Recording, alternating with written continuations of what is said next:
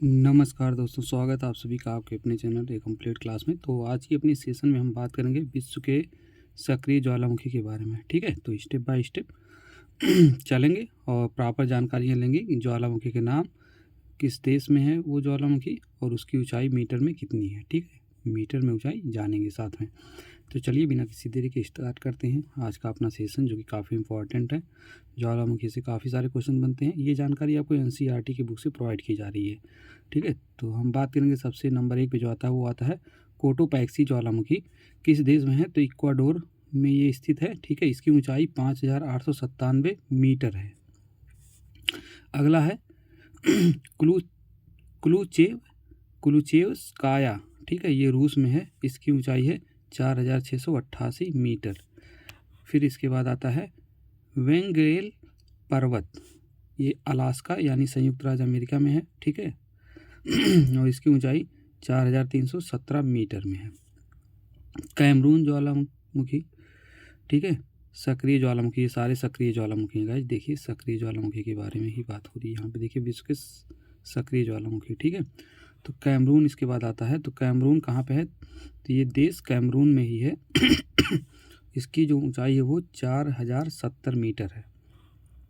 Cameroon के बाद आता है इरेबस। इरेबस किस देश में है? इरेबस ज्वालामुखी तो ये है अंटार्कटिका में। ठीक है, इसकी ऊंचाई 3,795 मीटर है। ठीक है, इसके बाद आता है नीरागोंगो। नीरागोंगो की जो ऊंचाई है वो 3,470 मीटर है और ये है डेमोक्रेटिक रिपब्लिकन ऑफ कांगो में। ठीक है, इसके बाद आता है आपका इलियामना। इलियामना सक्रिय ज्वालामुखी आता है। ठीक है, ये सब ऊंचाई के सीक्वेंस में रखे गए हैं कि सबसे ऊंचा कौन है, फिर उससे कम ऊंचा, फिर उससे कम ऊंचा, तो आप कंफ्यूज मत होइएगा। ठीक है, तो इलियामना की अगर हम बात करें तो ये है संयुक्त राज्य अमेरिका में। कहाँ पे? तो अलेतुआना श्रेणी पे। ठीक है, और इसकी ऊंचाई 3,053 मीटर है। इसके बाद आता है एटना। एटना सक्रिय ज्वालामुखी कहाँ पे है? सिसिली इटली में है। ठीक है, इसकी ऊंचाई है 3,340 मीटर। ठीक है गाइज, देखिए इसके बाद माउंट बेकर है। तो माउंट बेकर ये कहाँ पे है? कास्केड श्रेणी संयुक्त राज्य अमेरिका में है। इसकी ऊंचाई 3,285 मीटर है। ठीक है, अभी कुछ में जिस ये देखिए ये कम मीटर में है तो इसको भी डाल दी है, तो उससे आप कंफ्यूज मत होइएगा। ठीक है, आप प्रॉपर जानिए कि कौन कितना मीटर है, बस बात खत्म। इसके बाद आता है चिल्लन। तो चिल्लन है चिली में। ठीक है, इसकी ऊंचाई 2,200 मीटर। इसके बाद आता है माउंट न्यूमोरागिरा। ठीक है, ये कहाँ पे है? तो कांगो में है। इसकी ऊंचाई 3,090 मीटर है। इसके बाद आता है विल्लारिका। ठीक है, ये चिली में है। ठीक है, विल्लारिका कहाँ पे है? तो चिली में है। ठीक है गाइस, और इसकी ऊंचाई कितनी है विल्लारिका की? तो विल्लारिका की ऊंचाई है 2,797 मीटर। ठीक है, उम्मीद करते इतना चीज़ें आपको समझ में आई होंगी। तो चलिए अब आगे बात करेंगे। ठीक है, आगे अगर हम बात करें तो माउंट रुहापेहू। ठीक है, ये है न्यूजीलैंड में। इसकी ऊंचाई 2,797 मीटर। इसके बाद आता है पोरक। तो पोरक कहाँ पे है? तो ये मैस्क्यू में है। इसकी ऊंचाई 2,800 मीटर है।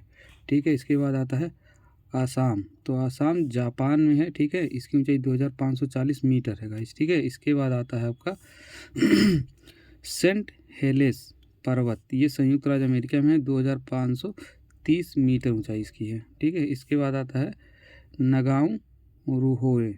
ठीक है, ये न्यूजीलैंड में है। इसकी ऊंचाई 2,291 मीटर है। इसके बाद आता है सक्रिय ज्वालामुखी हमला। ठीक है, ये है आइसलैंड में। इसकी ऊंचाई 1,491 मीटर है।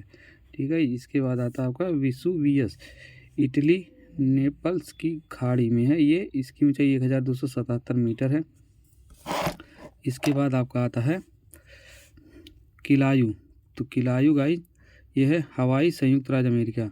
ठीक है, इसकी ऊंचाई 1,225 मीटर है। ठीक है, इसके बाद आता है स्ट्राम्बोली। तो ये कहाँ पे है? तो इटली लिपारी द्वीप भूमध्य सागर में। इसकी ऊंचाई 9,925 मीटर है। तो गाइस उम्मीद करते हैं आप समझ गए होंगे प्रॉपर। पूरी जानकारी आपको पसंद आई होगी। तो अगर जानकारी आपको इन्फॉर्मेटिव लगी हो तो अगर आप चैनल पर नए हैं तो सब्सक्राइब कर दीजिएगा। अपने दोस्तों के पास भी आप इसको भेज दीजिएगा। तो ये पूरा कंप्लीट जानकारी थी विश्व के सक्रिय ज्वालामुखी अभी तक जितने हैं उनके बारे में। ठीक है, तो बस ये वीडियो यहीं तक था। अगली छोटी छोटी वीडियो हम ऐसे ही लेके आते रहेंगे प्रॉपर आपके लिए।